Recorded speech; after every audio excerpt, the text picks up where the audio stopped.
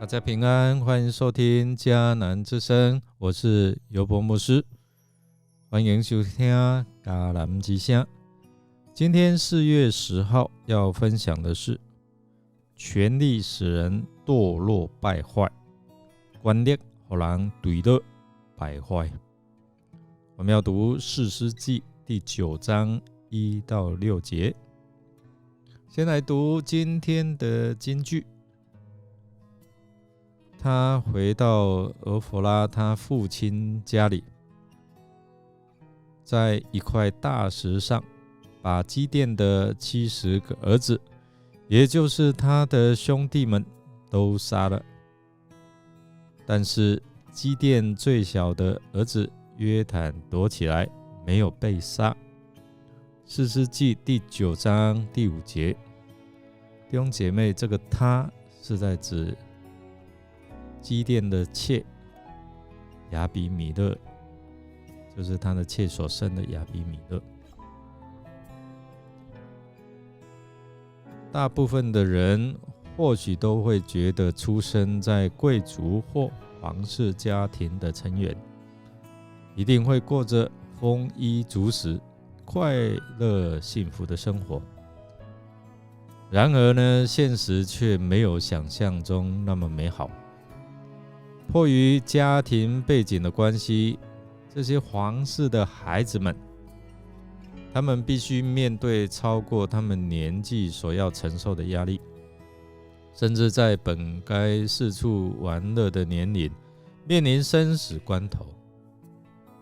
在南北朝时期，有一个皇子，因为备受父亲的宠爱，5岁被封为纣王，8岁呢就当上宰相，他的地位一度还威胁到太子的地位，而这一切都被当时的太子刘子业看在眼里，并对自己的亲弟弟产生了嫉妒和恨意，但却也因此惹上杀身之祸。等到刘子业登基之后，这个弟弟刘子鸾，他在10岁的时候惨遭哥哥刺死。刘子鸾他坦然面对自己的命运，他死前只说了一句话：愿生不负生王家。意思就是说，希望下辈子不要再投胎生在帝王之家。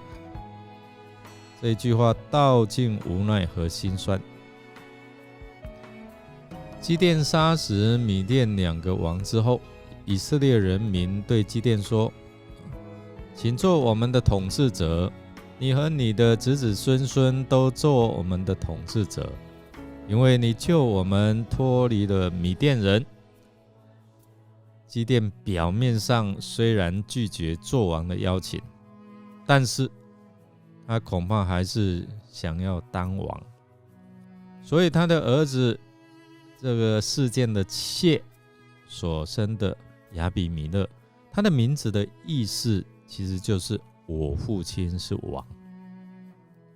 他也制作了以弗得，想要获得神谕。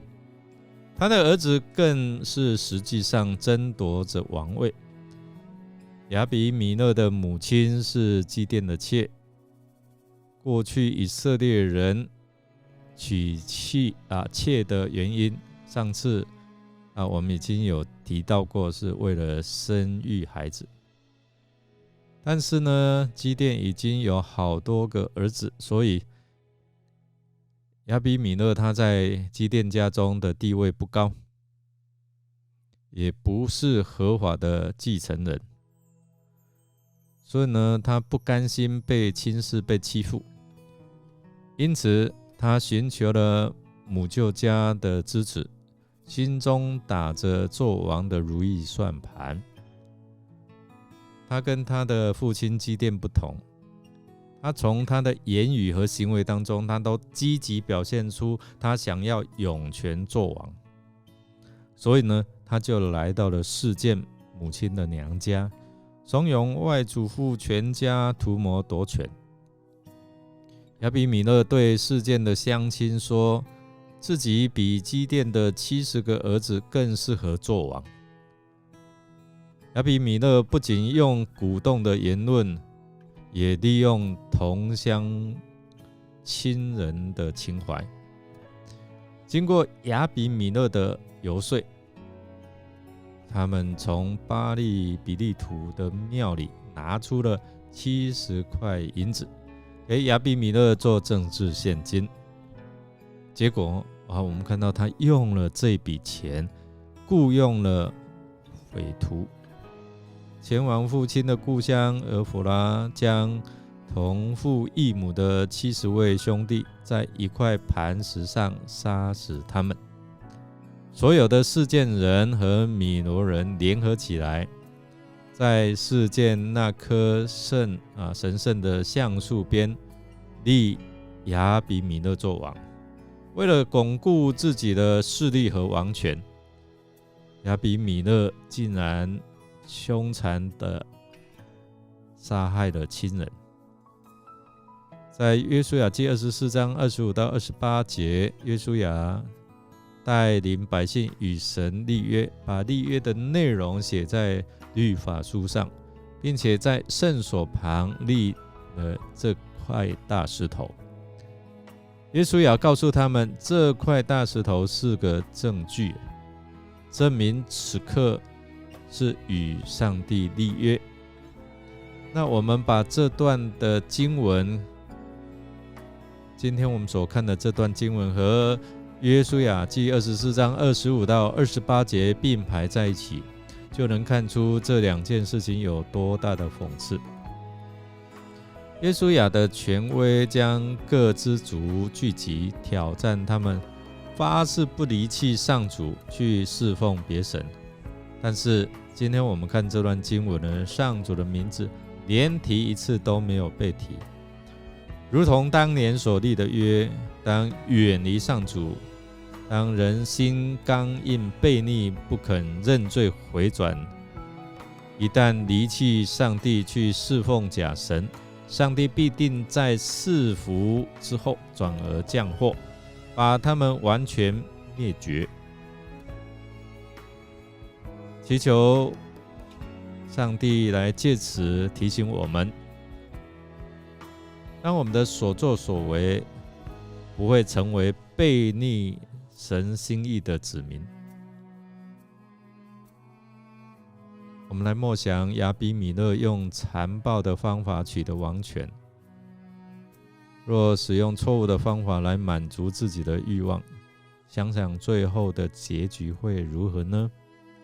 弟兄姐妹，这个过程对你我有何提醒呢？让我们一同来祷告。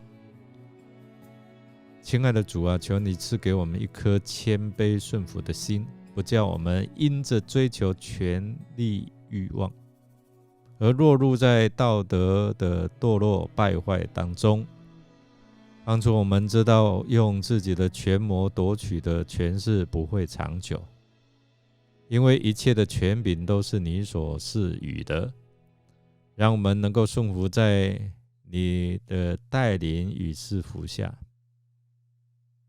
我们这样祷告是奉靠主耶稣基督的圣名求，阿们。感谢您的收听，如果您喜欢我们的节目，欢迎订阅并给我们好评哦。我是尤伯牧师，祝福您一天充满平安、健康、喜乐。我们下次再见。